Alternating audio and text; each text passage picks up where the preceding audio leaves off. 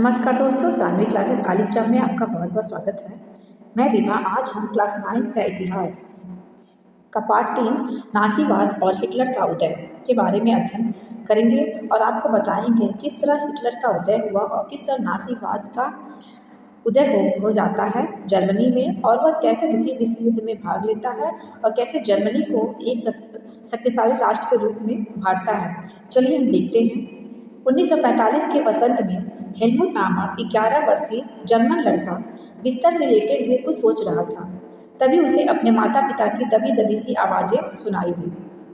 वह कान लगाकर उनकी बातचीत सुनने की कोशिश करने लगा। वे गंभीर स्वर में किसी मुद्दे पर बहस कर रहे थे। हेलमुट के पिता, जो कि एक चिकित्सक थे, उस वक्त वे अपनी पत्नी से बात कर रहे थे। बातचीत इस प्रकार था कि क्या उन्हें पूरे परिवार को खत्म कर देना चाहिए या अकेले आत्महत्या कर लेनी चाहिए। उन्हें अपना भविष्य सुरक्षित दिखाई नहीं दे रहा था। वे घबराहट भरे स्वर में कह रहे थे कि अब मित्र राष्ट्र भी हमारे साथ वैसा ही बर्ताव करेंगे जैसा हमने अपाहिजों और यहूदियों के साथ किया था। अगले दिन वे हेलमुट को लेकर बाग में घूमने गए। वह आखिरी मौका था जब हेलमुट अपने पिता के साथ बाग में गया। दोनों ने बच्चों के पुराने गीत गाए और खूब सारा वक्त खेलने कूदने में बिताया। कुछ समय बाद हेलमुट के पिता ने उसे अपने दफ्तर में खुद को गोली मार ली। हेलमुट की यादों में वह क्षण अभी भी जिंदा था। अब जब उसके पिता के खून से सनी वर्दी को घर के अलाव में ही जला दिया गया। हेलमुट ने जो कुछ सुना था और जो कुछ हुआ उससे उसके दिलो दिमाग पर इतना बड़ा सदमा लगा कि अगले 9 साल तक वह घर में एक कौर भी नहीं खाया और उसे यही डर सताता था कि कहीं उसकी माँ उसे भी जहर न दे दे। हेलमुट को शायद ये समझ में नहीं आया होगा, लेकिन हकीकत यह है कि उसके पिता नासी थे। वे एडॉल्फ हिटलर के कट्टर समर्थक थे। आप में से कई बच्चे नाजियों और उनके नेता हिटलर के बारे में जानते होंगे। हिटलर जो नाजीवाद का उदय किया था, नाजी पार्टी को बनाया था, उसने यहूदियों को बहुत सताया था। उसके पिता हिटलर के बारे में जानते थे। उसको शायद पता होगा कि हिटलर जर्मनी को दुनिया का सबसे ताकतवर देश बनाना चाहता था। उसने यहूदियों को मरवाया था, लेकिन नासीवाद सिर्फ इक्का दुक्का घटनाओं का ही नाम नहीं था। यह दुनिया और राजनीतिक में एक संपूर्ण व्यवस्था, विचारों की एक पूरी संरचना थी। अब आइए हम समझने की कोशिश करें कि नासीवाद का क्या मतलब था। इस सिलसिले में सबसे पहले हम यह देखेंगे कि हेलमुट के पिता ने आत्महत्या क्यों की और वे किस चीज़ से डरे हुए थे। मित्र राष्ट्र के बारे में हम यहाँ बता देते हैं। मित्र राष्ट्र का नेतृत्व शुरू में ब्रिटेन और फ्रांस के हाथों में था। 1941 में सोवियत संघ और अमेरिका भी इसमें शामिल हो गया था। उन्होंने धुरी राष्ट्र यानी जर्मनी, इटली और जापान का मिलकर सामना किया था। यानी द्वितीय विश्व युद्ध के बारे में ये वर्णन हो रहा है। द्वितीय विश्व युद्ध में ब्रिटेन, फ्रांस, सोवियत संघ, अमेरिका एक तरफ थे, उनका गठबंधन एक तरफ था, और धुरी राष्ट्र में जर्मनी, इटली और जापान थे। वही जर्मनी का जो शक्तिशाली सम्राट था हिटलर। मई 1945 में जर्मनी ने मित्र राष्ट्रों के सामने आत्मसमर्पण कर दिया। ये बताया जा रहा है कि किस तरह जर्मनी ने 1945 में मित्र राष्ट्र अभी हमने आपको बताया है, ब्रिटेन, फ्रांस, सोवियत संघ, अमेरिका, किस तरह समर्पण कर दिया। हिटलर को अंदाजा हो चुका था कि अब उसकी लड़ाई का क्या हश्र होने वाला है। इसलिए हिटलर और उसके प्रचार मंत्री ग्योबल्स ने बर्लिन के एक बंकर में पूरे परिवार के साथ अप्रैल में ही आत्महत्या कर ली थी। युद्ध खत्म होने के बाद न्यूरेमबर्ग में एक अंतर्राष्ट्रीय सैनिक अदालत स्थापित की गई। इस अदालत में शांति के विरुद्ध किए गए अपराधों, मानवता के खिलाफ किए गए अपराधों और युद्ध अपराधों के लिए नाजी युद्धबंदी पर मुकदमा चलाने का जिम्मा सौंप दिया गया। युद्ध के दौरान जर्मनी के व्यवहार, खास तौर से इंसानियत के खिलाफ किए गए उसके अपराधों की वजह से कई गंभीर सैनिक सवाल खड़े हुए और उनके कृत्यों की दुनिया भर में निंदा की गई कि ये कृत्य क्या थे। ये नासीवाद के बारे में पूछता है तो नासी शब्द जर्मन भाषा के शब्द नासियोनाट्स के प्रारंभिक अक्षरों से लेकर बना है। यह हिटलर शब्द हिटलर की पार्टी के नाम का पहला शब्द है, इसलिए इस पार्टी के लोगों को नासीवादी कहा जाता है। अब देखते हैं द्वितीय विश्व युद्ध में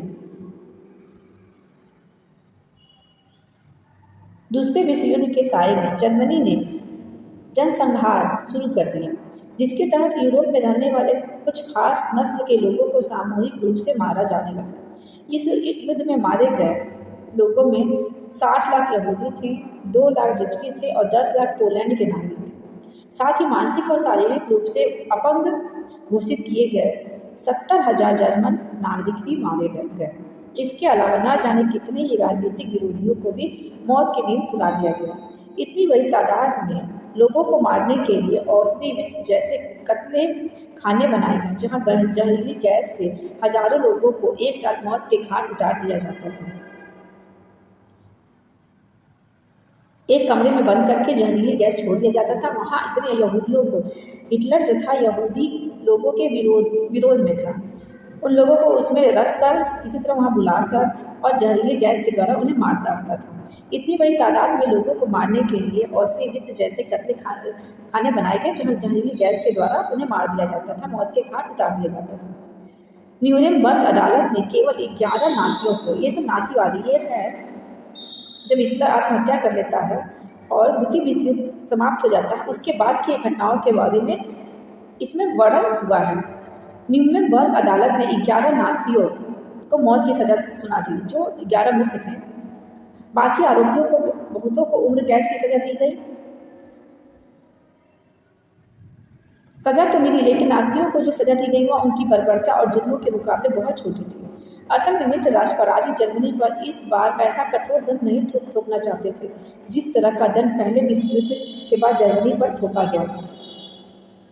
हमने पिछले अध्याय में देखा भी था, प्रथम विश्व युद्ध में वर्साय की संधि के तहत सारा दोष जर्मनी पर ही मर दिया गया था। जर्मनी को ही दोषी माना गया था और जर्मनी के बहुत महत्वपूर्ण हिस्सों को आपस में बांट लिए गए थे। लेकिन इस बार जर्मनी को कठोर दंड नहीं देना चाहते थे। बहुत सारे लोगों का मानना था कि पहले विश्व युद्ध के आखिर में जर्मनी के लोग जिस तरह के अनुभव से गुजरे, उसने भी नासी जर्मनी के उदय में योगदान दिया था। वो जानते थे कि पहले हम लोग जर्मनी को इतना प्रताड़ित किए थे, इसीलिए नासीवाद वहाँ जन्म लिए और नासीवाद ने यहूदियों पर अत्याचार किया, इसलिए द्वितीय विश्व युद्ध में उन्हें उतना कठोर दंड नहीं दिया गया। यह अनुभव क्या था, आइए देखते हैं। वाइमन गणराज्य का जन्म 20वीं शताब्दी के शुरुआती सालों में जर्मनी एक ताकतवर साम्राज्य था। उसने ऑस्ट्रिया साम्राज्य के साथ मिलकर मित्र राष्ट्र, जो पहले भी हम बता चुके हैं, मित्र राष्ट्र इंग्लैंड, फ्रांस और रूस के खिलाफ पहला विश्व युद्ध 14 और 18 में लड़ा गया। अब ये बता दें, विस्तार से बताया जा रहा कि हुआ क्या था। दुनिया की सभी बड़ी शक्तियां यह सोचकर इस युद्ध में कूद पड़ी थी कि उन्हें जल्दी ही विजय मिल जाएगी। सभी को किसी न किसी फायदे की उम्मीद थी। सब किसी न किसी उम्मीद से इस युद्ध में भाग लिए थे। उन्हें लेकिन अंदाजा भी नहीं था कि यह युद्ध इतना लंबा खिंच जाएगा कि पूरे यूरोप की आर्थिक दृष्टि को निचोड़ कर रख देगा। फ्रांस और बेल्जियम पर कब्जा करके जर्मनी ने शुरुआत में तो सफलता हासिल कर ली थी, लेकिन 1917 में जब अमेरिका भी मित्र राष्ट्र के साथ मिल गया तो इस खेमे को काफ़ी ताकत मिली। आखिरकार नवंबर 1918 में उन्होंने केंद्रीय शक्तियों को हराने के बाद जर्मनी को भी घुटने टेकने पर मजबूर कर दिया। साम्राज्यवादी जर्मनी की पराजय और सम्राट के पदत्याग ने वहाँ की संसदीय पार्टियों को जर्मनी राजनीतिक व्यवस्था को एक नए साँचे में ढालने का अच्छा मौका उपलब्ध कराया। इसी सिलसिले में वाइमन गणराज्य में एक राष्ट्रीय सभा की बैठक बुलाई गई। संघीय आधार पर लोकतांत्रिक संविधान पारित किया गया। नई व्यवस्था में जर्मन संसद यानी राइक्सटाग के लिए जनप्रतिनिधियों का चुनाव किया गया। प्रतिनिधियों के चुनाव के लिए औरतों सहित सभी वयस्क नागरिकों को समान और सार्वभौमिक अधिकार प्रदान किए गए। लेकिन यह गणराज्य खुद जर्मनी के ही बहुत सारे लोगों को अच्छा नहीं लगा। इसकी एक वजह तो यह थी कि पहले विश्व युद्ध में जर्मनी, जैसे ये देखिए डेनमार्क, उत्तरी सेल्सविक, ये हमारा जर्मनी है। ये पश्चिमी प्रशा, प्रूसिया, पोलैंड,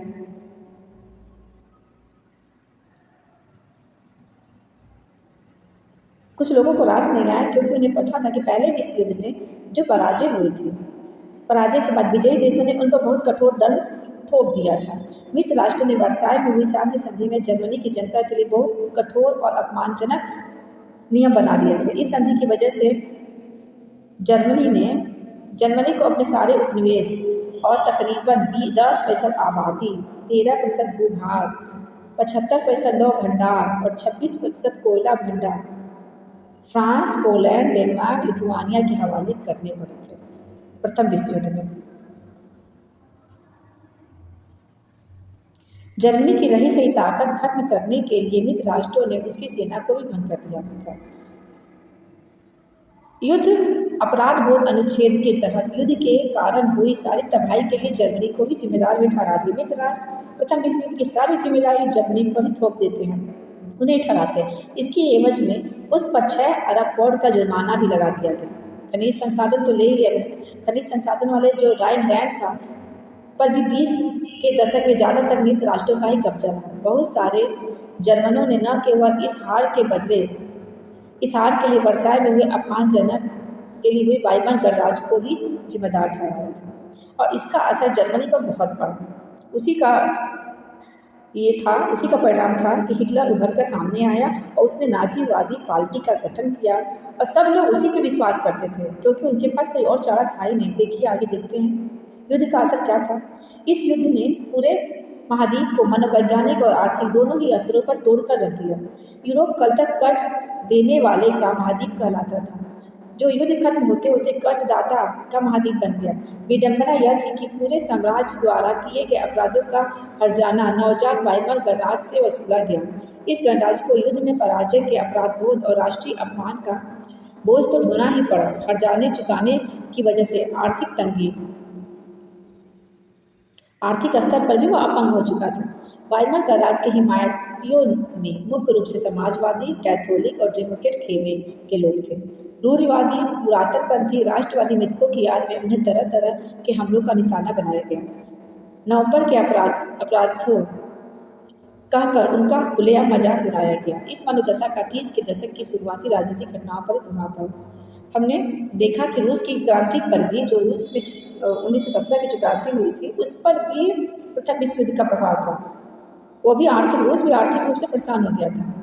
लेकिन जर्मनी की स्थिति बहुत दयनीय हो गई थी क्योंकि सारा जिम्मा जर्मनी को ही मानता था। मित्र राष्ट्र जर्मनी पर ही पूरा प्रतिबंध लगाया। पहले महायुद्ध ने यूरोपीय समाज और राजनीतिक व्यवस्था पर अपनी गहरी छाप छोड़ दी थी। सिपाहियों को आम नागरिकों के मुकाबले ज़्यादा सम्मान दिया जाने लगा। राजनेता और प्रचारक इस बात पर जोर देने लगे कि पुरुषों को आक्रामक, ताकतवर और मर्दाना गुण वाला होना चाहिए। मीडिया में खंदकों की जिंदगी का महिमा मंडन किया गया, लेकिन सच्चाई यह थी कि सिपाही इन खंदकों में बड़ी दैनिक जिंदगी जी रहे थे। वे लाशों को खाने वाले चूहों से घिरे रहते थे। वे जहरीली गैस और दुश्मनों की गोलेबारी का बहादुरी से सामना करते हुए भी अपने साथियों को पल पल मरते देखते थे। सार्वजनिक जीवन में आक्रामक फौजी प्रचार और राष्ट्रीय सम्मान और प्रतिष्ठा की चाह के सामने बाकी सारी चीजें गौर हो गई। जबकि हाल ही में सत्ता में आए रूढ़िवादी तानाशाहों को व्यापक जन समर्थन मिलने लगा। उस वक्त लोकतंत्र एक नया और बहुत नाजुक विचार था, जो दोनों महायुद्धों के बीच पूरे यूरोप में फैली अस्थिरता का सामना नहीं कर सकता था। राजनीतिक रैडिकलवाद और आर्थिक संकट। ये देख लीजिए। विद्रोह की योजनाओं को अंजाम देने लगे। बहुत सारे शहरों में मजदूरों और नाविकों की सोवियत बनाई गई। बर्लिन के राजनीतिक माहौल में सोवियत किस्म की शासन व्यवस्था की हिमायत के नारे गूंज रहे थे। इसलिए समाजवादी, डेमोक्रेट्स, कैथोलिक गुटों ने वाइमर में इकट्ठा होकर इस प्रकार के शासन व्यवस्था के विरोध में लोकतांत्रिक गणराज्य की स्थापना करने का फैसला किया। वाइमर गणराज्य ने पुराने युद्धों के फ्री कोड नामक संगठन की मदद से इस विद्रोह का सामना किया। इसके बाद कम्युनिस्ट और समाजवादी एक दूसरे के कट्टर दुश्मन हो गए और हिटलर के खिलाफ भी कभी भी साझा मोर्चा नहीं खोल सके। क्रांतिकारी और उप राष्ट्रवादी दोनों ही खेमे में रैडिकल समाधानों के लिए आवाजें उठने लगी। राजनीतिक रैडिकलवादी विचारों को 1923 के आर्थिक संकट से और बल मिला। जर्मनी ने पहला विश्व युद्ध मोटे तौर पर कर्ज देकर लड़ा था और युद्ध के बाद तो उसे स्वर्ण मुद्रा में हर्जाना भी भरना पड़ा था। इस दोहरे बोझ से जर्मनी के स्वर्ण भंडार लगभग समाप्त होने की स्थिति में थे। आखिरकार 1923 में जर्मनी ने कर्ज और हर्जाना चुकाने से इनकार कर दिया। इसके जवाब में फ्रांसीसियों ने जर्मनी के मुख्य औद्योगिक इलाकों रूर पर भी कब्जा कर लिया। यह जर्मनी के विशाल कोयला भंडारों वाला इलाका था। फ्रांसीसियों ने जर्मनी के मुख्य औद्योगिक इलाके जो रूर था उस पर कब्जा कर लिया था। जर्मनी ने फ्रांस के विरुद्ध निष्क्रिय प्रतिरोध के रूप में बड़े पैमाने पर कागजी मुद्रा छापना शुरू कर दिया। जर्मन सरकार ने एक बड़े पैमाने पर मुद्रा छाप दी और उसकी मुद्रा मार्क का मूल्य तेजी से गिरने लगा। अप्रैल में एक अमेरिकी डॉलर की कीमत 24,000 मार्क के बराबर थी, जो जुलाई में 3,53,000 मार्क और अगस्त में 46,21,000 मार्क तथा दिसंबर में 9,88,60,000 मार्क्स हो गए। इस तरह डॉलरों में खरबों मार्क्स मिलने लगे। जैसे जैसे मार्क की कीमत गिरती गई, जरूरी चीजों की कीमत आसमान छूने लगी। आप इस रेखा चित्र में देख सकते हैं। जर्मन नागरिकों को पावरोटी खरीदने के लिए बैलगाड़ी में नोट भरकर ले जाते हुए दिखाया जाने लगा। जर्मन समाज दुनिया भर में हमदर्दी का पात्र बनकर रह गया। इस संकट के बाद में अति मुद्रास्फीति का नाम दिया गया। इस संकट को बाद में अति मुद्रास्फीति नाम दिया गया। जब कीमतें बेहिसाब से बढ़ जाती है तो इस स्थिति को अति मुद्रास्फीति का नाम दिया जाता है।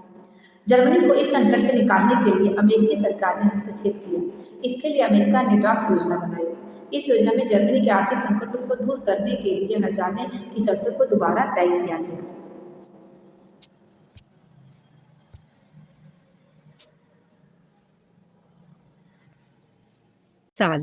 सन 1924 से 1928 तक जर्मनी में कुछ स्थिरता रही, लेकिन यह स्थिरता मानो रेत के ढेर पर खड़ी थी। जर्मन निवेश और औद्योगिक गतिविधियों में सुधार मुख्यतः अमेरिका से लिए गए अल्पकालिक कर्जों पर आश्रित था। जब 1929 में वॉल स्ट्रीट एक्सचेंज धराशायी हो गया तो जर्मनी को मिल रही यह मदद भी रातों रात बंद हो गई। कीमतों में गिरावट की आशंका को देखते हुए लोग धड़ाधड़ अपने शेयर बेचने लगे और 24 अक्टूबर को केवल दिन में 1.3 करोड़ शेयर बेच दिए गए। यह आर्थिक महामंदी की शुरुआत थी। 1929 से 1932 तक के अगले 3 सालों में अमेरिका की राष्ट्रीय आय केवल आधी रह गई। फैक्ट्रियां बंद हो गई, निर्यात गिरता गया, किसानों की हालत खराब हो गई और सट्टेबाजी बाजार से पैसा खींचते रहे। अमेरिकी अर्थव्यवस्था में आई इस मंदी का असर दुनिया भर में महसूस किया गया। इस मंदी का सबसे बुरा प्रभाव जर्मन अर्थव्यवस्था पर भी पड़ा। 1932 में जर्मनी का औद्योगिक उत्पादन 1929 के मुकाबले केवल 40% रह गया। मजदूर या तो बेरोजगार होते जा रहे थे या उनके वेतन काफी गिर चुके थे। बेरोजगारी की संख्या 60 लाख तक पहुंच गई थी। जर्मनी की सड़कों पर ऐसे लोग बड़ी तादाद में दिखाई देने लगे जो मैं कोई भी काम करने को तैयार हूँ लिखी तख्ती गले में लटकाए खड़े रहते थे। यानी उनकी स्थिति इतनी दयनीय हो गई कि वे कुछ भी कार्य करने के लिए तैयार थे। बेरोजगार नौजवान या तो ताश खेलते पाए जाते थे या नुक्करों पर झुंड लगाते रहते थे या फिर रोजगार दफ्तर के बाहर लंबी लंबी कतारों में खड़े पाए जाते थे। जैसे जैसे रोजगार खत्म हो रहे थे, युवा वर्ग आपराधिक गतिविधियों में भी लिप्त होता जा रहा था। जैसे चारों तरफ हताशा का माहौल था। आर्थिक संकट ने लोगों में गहरी बेचैनी और डर पैदा कर दिया था। जैसे जैसे मुद्रा का अवमूल्यन होता जा रहा था, मध्यम वर्ग जिसमें खास तौर से वेतनभोगी कर्मचारी पेंशनधारी थे कि उनकी भी बजट सिकुड़ती जा रही थी। कारोबार जैसे ठप हो गया था। छोटे छोटे व्यवसायी, स्वरोजगार लगे लोग, खुदरा व्यापारी की भी हालत खराब होती जा रही थी। समाज के इन तबकों में सर्वहाराकरण का भय सता रहा था। उन्हें डर था कि अगर यही ढर्रा रहा, यही हालात रही तो वो भी एक दिन मजदूर बनकर रह जाएंगे। उनके पास कोई रोजगार ही नहीं रह जाएगा। अब सिर्फ संगठित मजदूर ही थे जिसकी हिम्मत टूटी नहीं थी, लेकिन बेरोजगारी की बढ़ती फौज उनके मोल भाव क्षमता का भी चोट पहुंचा रही थी।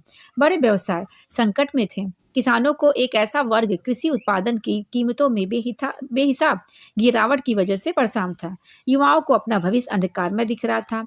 बच्चों का पेट भर पाने में असफल औरतें भी दिल भी डूब रहे थे। मतलब वो भी बहुत असमंजस में थे। दयनीय स्थिति हो गई थी उस समय। राजनीतिक स्तर पर देखते हैं, वाइमर गणराज एक नाजुक दौर से गुजर रहा था। वाइमार संविधान में कुछ ऐसी कमियां थी जिसकी वजह से इनमें से एक कमी आनुपातिक प्रतिनिधित्व से संबंधित थी। इस प्रावधान की वजह से किसी एक पार्टी को बहुमत मिलना लगभग नामुमकिन हो गया था। इस बार गठबंधन सरकार सत्ता में आ रही थी। दूसरी समस्या थी अनुच्छेद 48 की वजह से, जिसमें राष्ट्रपति को आपातकाल लागू करने, नागरिक अधिकार रद्द करने, अध्यादेशों के जरिए शासन चलाने का अधिकार था। अपने छोटे से जीवन काल में वाइमार गणराज्य का 20 मंत्रिमंडलों के हाथों में रहा और उनकी औसत अवधि 339 दिन से ज्यादा नहीं रही। इस दौरान अनुच्छेद 48 का भी जमकर इस्तेमाल किया गया। इस नुस्खों के बावजूद भी संकट दूर नहीं हुआ और लोकतांत्रिक सांसदीय व्यवस्था में लोगों का विश्वास खत्म होने लगा। कोई समस्या का समाधान नहीं खोज पा रहा था। इसी समय हिटलर का उदय हुआ। अब हम देखते हैं प्रथम विश्व युद्ध के बाद और वर्साय की संधि के बाद जर्मनी की स्थिति बहुत नाजुक दौर से गुजर रही थी। उसी समय चारों तरफ एक भयावह स्थिति बन गई थी। लोग भूखे मरने लगे थे। उसी समय हिटलर का उदय होता है। देखते हैं अर्थव्यवस्था, राजनीतिक, समाज में गहराते जा रहे इस संकट ने हिटलर के सत्ता में पहुंचने का रास्ता साफ कर दिया गया। 1889 में ऑस्ट्रिया में जन्म, यानी ऑस्ट्रिया का जन्म 1889 में ऑस्ट्रिया में हुआ था। जन्म 1923 में ही हिटलर ने बवेरिया पर कब्जा करने, बर्लिन पर चढ़ाई करने और सत्ता पर कब्जा करने की योजना बना ली थी। इस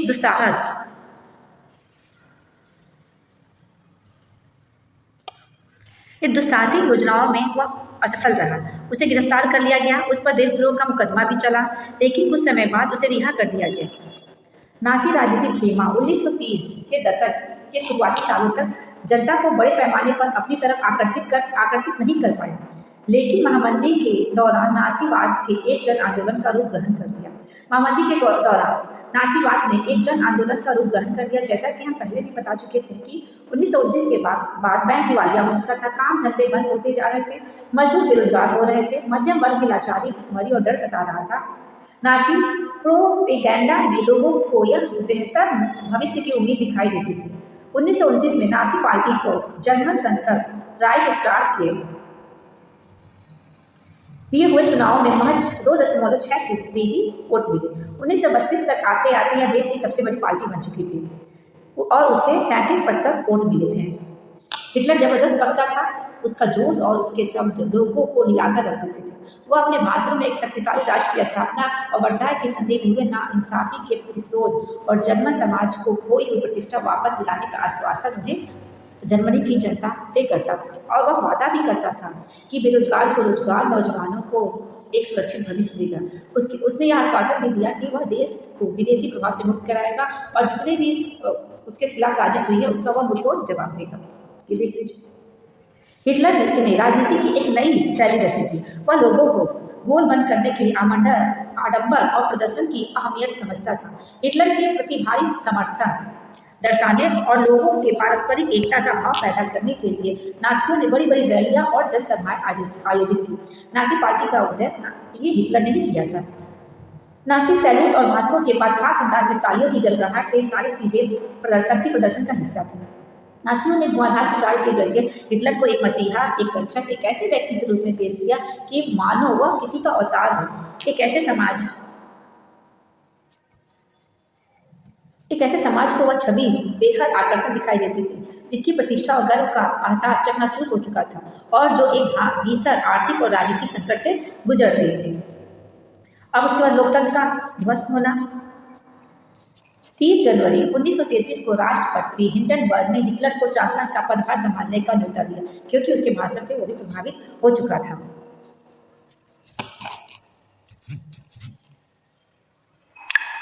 वह मंत्रिमंडल में सबसे शक्तिशाली पद पर था और नासी पार्टी रूढ़िवादियों को भी अपने उद्देश्यों से जोड़ चुकी थी। सत्ता हासिल करने के बाद हिटलर ने लोकतांत्रिक शासन की संरचना और संस्थाओं को भंग करना शुरू कर दिया था। फरवरी माह में जर्मन संसद भवन में एक रहस्यमय अग्निकांड में उसका रास्ता और आसान कर दिया। क्या हुआ था? 28 फरवरी 1933 को जारी किए गए अग्नि अध्यादेश यानी फायर डिक्री के जरिए अब व्यक्ति, प्रेस, सभा करने की आज़ादी जैसे नागरिक अधिकारों को अनिश्चित काल के लिए निलंबित कर दिया गया। वाइमर संविधान में इन अधिकारों को काफी महत्वपूर्ण स्थान प्राप्त था। इसके बाद हिटलर ने अपने कट्टर शत्रु कम्युनिस्टों पर निशाना साधा। ज्यादातर कम्युनिस्टों को रातों रात कंस्ट्रक्शन कैंपों में बंद कर दिया और कम्युनिस्टों को का बर्बर दमन किया। लगभग 5 लाख की आबादी वाले ड्यूसलडॉर्फ शहर में गिरफ्तार किए गए लाखों की बची खुची 8,808 फाइलों में से 1440 सिर्फ कम्युनिस्टों की थी। नासियों ने सिर्फ कम्युनिस्टों का ही सफाया नहीं किया, नासी शासन ने कुल 52 किस्म के लोगों को भी अपने दमन का शिकार बनाया था। 3 मार्च 1933 को प्रसिद्ध विशेषाधिकार अधिनियम पारित किया गया। इस कानून के जरिए जर्मनी में बाकायदा तानाशाह स्थापित कर दिया गया। इस कानून ने हिटलर को संसद को हाशिए पर धकेलने और केवल अध्यादेश के जरिए शासन चलाने का अधिकार प्रदान कर दिया। नासी पार्टी और उससे जुड़े संगठनों के अलावा सभी राजनीतिक पार्टियों, ट्रेड यूनियनों पर पाबंदी लगा दी गई। अर्थव्यवस्था, मीडिया, सेना और न्यायपालिका पर राज्य का पूरा नियंत्रण स्थापित कर दिया गया। पूरे समाज में नासियों के हिसाब से नियंत्रित और व्यवस्थित करने के लिए विशेष निगरानी और सुरक्षा दस्ते गठित किए गए। पहले से मौजूद हरी वर्दीधारी पुलिस और स्टार ट्रूपर्स के अलावा गेस्टापो यानी गुप्तचर राज्य पुलिस, एसएस अपराध नियंत्रण पुलिस, सुरक्षा सेवा एसडी का भी गठन किया गया। इन नवगठित दलों को बेहिसाब असंवैधानिक अधिकार दिए गए। जब हिटलर सत्ता में आ जाता है तो वो ये सभी काम करता है। इसी की वजह से नासी राज्य को एक खूंखार आपराधिक राज्य की छवि प्राप्त हो गई। गुस्तापो के यंत्रणा गृहों में भी कोई भी बंद किया जा सकता था। ये नए दस्ते किसी को भी यातनागृह में भेज सकते थे, किसी को भी बिना कानूनी कार्रवाई के देश निकाला दिया जा सकता था या किसी को भी गिरफ्तार किया जा सकता था। दंड की आशंका से मुक्त पुलिस बलों ने निरंकुश और निरपेक्ष शासन का अधिकार प्राप्त कर लिया था। ये देखिए पोस्टर में ये घोषणा की गई। पुनर्निर्माण। हिटलर ने अर्थव्यवस्था को उसके बाद अर्थव्यवस्था प्रथम विश्व युद्ध के बाद जर्मनी की अर्थव्यवस्था बिल्कुल डगमगा गई थी। हिटलर ने अर्थव्यवस्था को पटरी पर लाने की जिम्मेदारी अर्थशास्त्री हालमार्क साक्स को सौंप दी। साक्स ने सबसे पहले सरकारी पैसों से चलाए जाने वाले रोजगार संवर्धन कार्यक्रमों के जरिए 100% उत्पादन और 100% रोजगार उपलब्ध कराने का लक्ष्य रखा। मशहूर जर्मन सुपर हाईवे और जनता की कारफैक्स वैन इस परियोजना की ही देन थी। इसके बाद क्या हुआ? विदेश नीति के मोर्चे पर भी हिटलर को फौरन कामयाबी मिली। विदेश नीति में उसने क्या किया? 1933 में लीग ऑफ नेशन से उसने पल्ला झाड़ लिया। मतलब विश्व युद्ध के बाद लीग ऑफ नेशन की स्थापना की गई थी और जर्मनी पे वर्साई की संधि हुई। फिर दोबारा युद्ध ना हो इसलिए लीग ऑफ नेशन 1920 ईस्वी में बनाई गई थी। लेकिन 1933 में हिटलर लीग ऑफ नेशन से पल्ला झाड़ लेता है और 1936 में राइनलैंड पर दोबारा कब्जा कर लेता है। जो राइनलैंड उससे छीन लिया गया था। एक साम्राज्य, एक नेता के नारे की आड़ में ऑस्ट्रिया को जर्मनी में मिला लिया और उसने पुनः 1938 में ऑस्ट्रिया को पहले जर्मनी मिला। इसके बाद चेकोस्लोवाकिया को कब्जे में किया और जर्मन भाषी सुडेटलैंड प्रांत को भी अपने कब्जे में कर लिया और फिर पूरे चेकोस्लोवाकिया को हड़प लिया। इस दौरान उसे इंग्लैंड का भी खामोश समर्थन मिल गया क्योंकि इंग्लैंड की नज़र वर्साई की संधि के नाम पर जर्मनी के साथ हुई नाइंसाफी हुई थी। इंग्लैंड की नज़र वर्साई की संधि के नाम पर जर्मनी के साथ बड़ी नाइंसाफी हुई थी। उसने एक्सेप्ट किया था कि जर्मनी के साथ बहुत ही बुरा बर्ताव किया गया था। घरेलू, इसलिए उसके मामले में, हिटलर के मामले में शांत रह गया। घरेलू और विदेशी मोर्चे पर जल्दी जल्दी मिली इस कामयाबी से ऐसा लग रहा था कि देश की नीति अब पलटने वाली है। ये देखिए जर्मनी का विस्तार होता जा रहा था। बेहतर चलना ये है पूरा। इसके अगल बगल के जितने देश आप इसका स्क्रीनशॉट ले सकते हैं।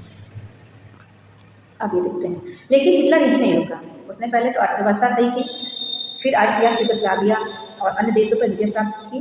फिर भी वह शांत नहीं हुआ। इसके अलावा हिटलर यही नहीं रुका। साक्स ने हिटलर को सलाह दी, जो अर्थशास्त्री था, उसने हिटलर को सलाह दी कि सेना और हथियारों पर ज़्यादा पैसा न खर्च किया जाए क्योंकि सरकारी बजट अभी भी घाटे में चल रही है। लेकिन नासी जर्मन में एहतियातन पसंद लोगों के लिए कोई जगह नहीं थी। साक्स को उसके पद से हटा दिया गया और हिटलर ने आर्थिक संकट से निकलने के लिए युद्ध का विकल्प चुना।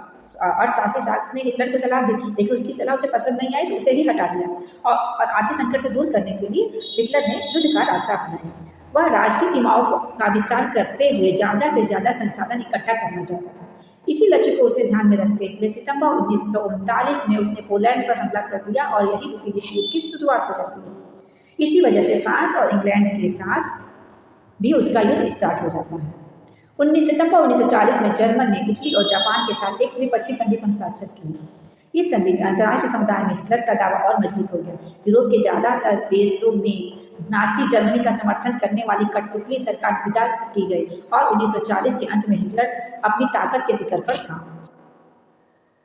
अब हिटलर ने अपना सारा ध्यान पूर्वी यूरोप को जीतने के दीर्घकालिक सपने पर केंद्रित कर दिया। वह जर्मन जनता के लिए समाधान और रहने की जगह का इंतजाम करना चाहता था। जून 1941 में उसने सोवियत संघ पर हमला कर दिया। यह हिटलर का एक ऐतिहासिक बेवकूफ़ी थी। इस आक्रमण से जर्मन पश्चिमी मोर्चा ब्रिटिश वायुसैनिकों के बमबारी की चपेट में आ गया, जबकि पूर्वी मोर्चे पर सोवियत सेना जर्मनी को नाको चने चबवा रही थी। सोवियत लाल सेना ने स्टालिनग्राद में जर्मनी सेना को घुटने टेकने पर मजबूर कर दिया। जो सोवियत संघ में जो सेना बनी थी उसने स्टालिनग्राद में जर्मनी सेना को घुटने टेकने मजबूर कर दिया। सोवियत लाल सैनिकों ने पीछे हटते जर्मन सिपाहियों को आखिरी तक पीछा किया। अंत में बर्लिन के बीचों बीच जा पहुंचे। इस घटनाक्रम ने अगली आधी सदी के लिए पूरे यूरोप पर सोवियत वर्चस्व स्थापित कर दिया। अमेरिका इस युद्ध में फंसने से लगातार बचता रहा, लेकिन बच नहीं पाया। अमेरिका पहले विश्व युद्ध की वजह से पैदा हुई आर्थिक समस्याओं को दोबारा नहीं झेलना चाहता था, लेकिन वह लंबे समय तक युद्ध से दूर नहीं रह सकता था। पूरब में जापान की ताकत फैलती जा रही थी। उसने फ्रेंच इंडो चाइना पर कब्जा कर लिया था। जापान प्रशांत महासागर में अमेरिकी नौसैनिक ठिकानों पर हमले की पूरी योजना बना रहा था। जब जापान ने हिटलर को समर्थन दिया और पर्ल हार्बर पर अमेरिकी ठिकानों पर बमबारी का निशाना बनाया, तो अमेरिका दूसरे विश्व युद्ध में कूद पड़ा। दूसरे विश्व युद्ध की शुरुआत जर्मनी का पोलैंड पर 1939 में आक्रमण होता है। धीरे धीरे फ्रांस और इंग्लैंड भी आ जाती हैं। सोवियत रूस तो बहुत तबाही मचाने लगता है, लेकिन अमेरिका कब कूदता है? जब जापान जर्मनी के साथ मिलकर अमेरिकी ठिकानों को बमबारी का निशाना बना रहा था, तो अमेरिका को भी मजबूरन द्वितीय विश्व युद्ध में कूदना पड़ा। और मई 1947 में हिटलर की पराजय हो जाती है और इसी पराजय के साथ जापान के हिरोशिमा शहर पर अमेरिकी परमाणु बम गिराने के साथ खत्म हो जाता है। 6 अगस्त 1939 और 9 अगस्त 1939 में हिरोशिमा और नागासाकी पर अमेरिका ने बम गिराया था, जिसका असर आज भी देखने को मिलता है। दूसरे विश्व युद्ध के इस संक्षिप्त ब्यौरे के बाद हम एक बार फिर हेलमुट और उसके पिता की कहानी पर वापस लौटते हैं। इस युद्ध के दौरान नासी जुर्मों की कहानी है। ये बताया गया था कि द्वितीय विश्व युद्ध में जर्मनी की हार हो जाती है और प्रथम विश्व युद्ध का बदला लेने के लिए हिटलर उभरता है और बहुत यहूदियों को मार डालता है। वही यहूदीवाद जो हेलमुट का एक पिता रहता है, अब वो कहता है हिटलर हार गया है तो हमारे साथ भी वैसा ही बिहेवियर करेंगे जिस तरह हमने उनके साथ किया था। नाजियों का विश्व दृष्टिकोण अब देखते हैं। नाजीवादी पार्टी का क्या दृष्टिकोण था? नाजियों ने जो अपराध किए वे खास तरह के मूल्य मान्यताओं, एक खास तरह के व्यवहार से संबंधित थे। नासी विचारधारा नासी विचारधारा हिटलर के विश्व दृष्टिकोण का परिभाषित था। इस विश्व दृष्टिकोण में सभी समाजों का बराबरी का हक नहीं मिला। वे नस्ली आधार पर या तो बेहतर थे या कमतर थे। इस नजरिए से ब्लाड नीली आंखें वाले नॉर्डिक जर्मन आज सबसे ऊपर और यहूदी सबसे निचली पैदान पर आते थे। नासीवाद यहूदियों से बहुत विरोध करते थे, यहूदियों को देखना पसंद नहीं करते थे। यहूदियों को नस्ल विरोधी यानी आर्यों का कट्टर शत्रु माना जाता था। बाकी तमाम समाज को उसके बाहरी रंग रूप के हिसाब से जर्मन, आर्यों और यहूदियों के बीच रखा गया। हिटलर की नस्ली सोच चार्ल्स डार्विन और हर्बर्ट स्पेंसर जैसे विचारकों के सिद्धांत पर आधारित थी। डार्विन प्रकृति विज्ञान था, जिन्होंने विकास और प्राकृतिक चयन की अवधारणा के जरिए पौधे और पशुओं की उत्पत्ति की व्याख्या का प्रयास किया। बाद में हर्बर्ट स्पेंसर ने अतिजीवता का सिद्धांत आया। यही विचारधारा था। इस विचारधारा का यह मतलब था कि जो प्रजातियां बदलती हुई वातावरणीय परिस्थितियों के अनुसार खुद को ढाल सकती थी, वही पृथ्वी पर जिंदा रह सकती थी।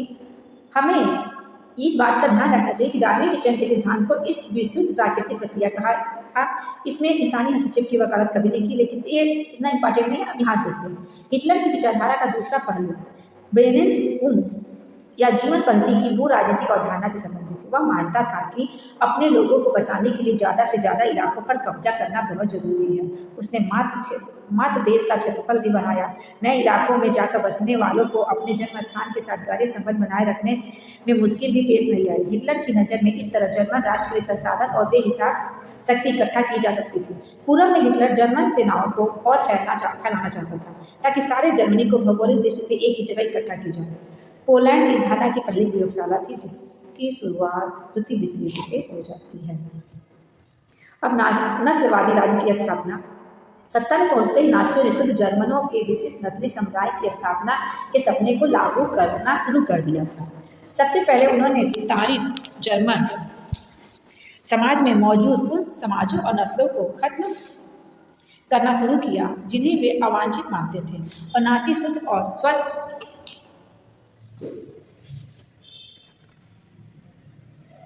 नार्डिक आर्यों का समाज बनाना चाहते थे। उनकी नज़र में केवल ऐसे लोग ही वांछित थे, केवल ये ही लोग थे जिनकी तरक्की और वंश विस्तार के योग्य माना जा सकता था, बाकी सब अवांछित थे। इसका मतलब था कि ऐसे जर्मनी को भी जिंदा रहने का कोई हक नहीं है जिन्हें नासी अशुद्ध या असमान मानते हो, यानी दयालुत्व कार्यक्रम के तहत बाकी नासी अफसरों के साथ हेलमुट के पिता ने भी असंख्य ऐसे जर्मनों को मौत के घाट उतारा था जिसे वह मानसिक और शारीरिक रूप से अयोग्य थे। हेलमुट का पिता भी नासीवाद था, उसने भी बहुत से यहूदियों को मारा था, लेकिन यहूदी ही नहीं थे जिन्हें अवांछित की श्रेणी में रखा गया। इसके अलावा वो भी नस्लें थे जो इस नियति के लिए असिप्त थे। जर्मनी में रहने वाले जिप्सियों और सोतों की पहले तो जर्मन नागरिकता छीन ली गई और बाद में उन्हें मार दिया गया। रूसी और पोलिश मूल के लोगों को भी मनुष्य से कमतर माना गया। जब जर्मनी ने पोलैंड और रूस के कुछ हिस्सों पर कब्जा कर लिया तो स्थानीय लोगों को भयावह परिस्थितियों में गुलामी की तरह काम पर झोंक दिया। उन्हें इंसानी बर्ताव के लायक नहीं माना गया। बेहिसाब से काम के बोझ और भूख से ही वे मर जाते थे। नासी जर्मनी के सबसे बुरा हाल यहूदियों का हुआ। नासी जर्मनी में यहूदियों पर बहुत यातनाएं नासीवादी ने किया था। यहूदियों के प्रति नासियों की दुश्मनी का एक आधार यहूदियों के प्रति ईसाई धर्म में मौजूद परंपरागत हिंसा भी थी। ईसाइयों का आरोप था कि ईसा मसीह को यहूदियों ने ही मारा है। ईसाइयों की नज़र में यहूदी आदतन हत्यारे और सूदखोर थे। मध्यकाल तक यहूदियों को जमीन का मालिक बनने की मनाही नहीं थी। ये लोग मुख्य रूप से व्यापार और धन उधार देने का धंधा करने पर अपना गुजारा करते थे, जिन्हें घंटों यानी तबड़ी कहा जाता था। नस्ल संहार के जरिए ईसाई बार बार उनका सफाया करते रहे। उनके खिलाफ जब जब संगठित हिंसा की जाती थी उन्हें उनकी बस्तियों से उखाड़ दिया जाता था, लेकिन ईसाइयों ने उन्हें बचने का एक रास्ता भी दिया हुआ था। यह धर्म परिवर्तन का रास्ता था। आधुनिक काल में बहुत सारे यहूदियों ने ईसाई धर्म अपना लिया था और जानते बूझते हुए जर्मन संस्कृति में ढल गए थे। लेकिन यहूदियों के प्रति हिटलर की घृणा तो नस्ल के चरम वैज्ञानिक सिद्धांतों पर आधारित थी। इस नफरत में यहूदी समस्या का हल धर्मांतर से नहीं निकल सकता था। हिटलर की दृष्टि में इस समस्या का सिर्फ एक ही हल था कि यहूदियों को किसी तरह पूरी तरह खत्म करना। इसी तरह उसने क्या किया? 1933 से 1938 तक नासियों ने यहूदियों पर तरह तरह से आतंक किए। उन्हें दरिद्र कर आजीविका के साधन उनसे छीन लिए गए। शेष समाज में उन्हें अलग थलग कर दिया गया। यहूदी देश छोड़कर जाने लगे। 1939-45 के दौर में यहूदियों को कुछ खास इलाके में इकट्ठा करने और पोलैंड में बसाए गए गैस चैम्बर में ले जाकर उन्हें मार दिया गया। कल्पना कीजिए उस समय क्या हुआ होगा। अब है यूटोपिया या नस्ली कल्पना लोग। युद्ध के साये में नासी अपनी कातिलाना नस्लवादी कल्पना लोग आदर्श विश्व के निर्माण में लग गए। जनसंहार और युद्ध एक ही सिक्के के दो पहलू थे। पराजित पोलैंड को पूरी तरह तहस नहस कर दिया गया। उत्तर पश्चिम पोलैंड का ज़्यादातर हिस्सा जर्मनी में मिला लिया गया। पोलैंड के लोगों को अपने घर और माल असबाब छोड़कर भागने के लिए मजबूर कर दिया गया। इसके बाद पोलैंड वासियों को मवेशियों की तरह खदेड़ कर जनरल गवर्नमेंट नामक दूसरे हिस्से में पहुंचा दिया गया। जर्मन साम्राज्य में मौजूद तमाम अवांछित तथ्यों को गवर्नर गवर्नमेंट नामक इसी इलाके में लाकर रख दिया गया। पोलैंड के बुद्धिजीवियों को बड़े पैमाने पर मौत के घाट उतारा गया। यह पूरे पोलैंड के समाज को बौद्धिक और आध्यात्मिक स्तर पर गुलाम बना लेने की चाल थी। आग जैसे लगने वाले पोलैंड के बच्चों को उनके माँ बाप से छीनकर जांच के लिए नस्ल विशेषज्ञों के पास पहुंचा दिया गया। इतनी यातनाएं दी गई थी।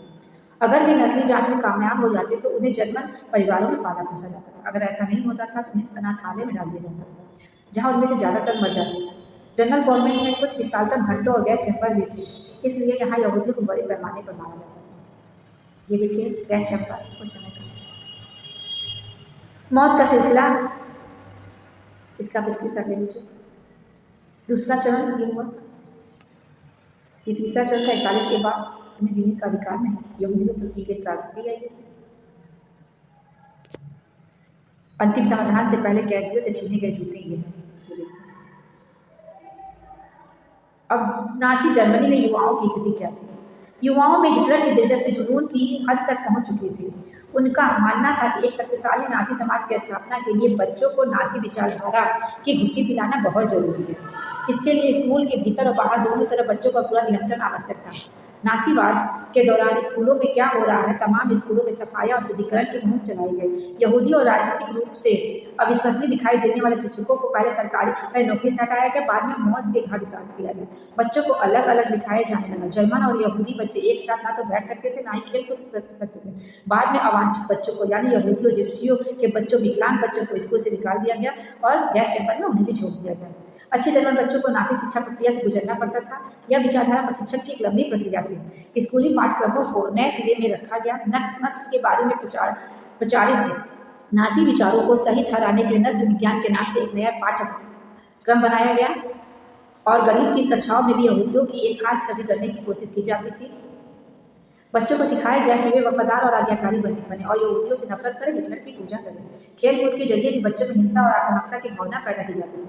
हिटलर का मानना था कि मुक्केबाजी का प्रशिक्षण बच्चों को फौलादी, दिलवाला और ताकतवर और मर्दाना बनाएगा। जर्मन बच्चों और युवाओं को राष्ट्रीय समाजवाद की भावना से लैस करने की जिम्मेदारी युवा संगठनों को सौंप दी गई।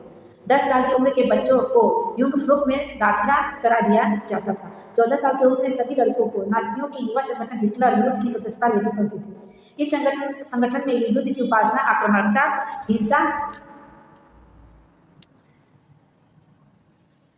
अवांछितों को घृणा सिखाने पड़ते थे। गहन विचारधारा और शारीरिक प्रशिक्षण के बाद 18 साल तक की उम्र में वे लेबर सर्विस श्रम सेवा में शामिल हो जाते थे। इसके बाद सेना में उन्हें काम करना पड़ता था और नासी की दल की सदस्यता लेनी पड़ती थी। नासी यूथ लीग का गठन 1922 में हुआ। 4 साल बाद उन्हें हिटलर यूथ का नया नाम दिया गया। 1833 तक आते आते इस संगठन में बाद इसमें 5 लाख से ज़्यादा बच्चे थे। युवा आंदोलन को नासीवाद की तरह एकजुट करने के लिए बाकी सभी युवा संगठनों को पहले भंग कर दिया गया और बाद में उन पर प्रतिबंध लगा दिया गया।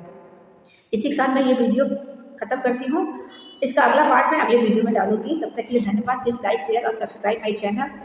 अगर आपको कुछ भी कमेंट करना है, कुछ भी पूछना, कुछ भी संशय हो तो आप हमसे पूछ सकते हैं बेहिचक। धन्यवाद।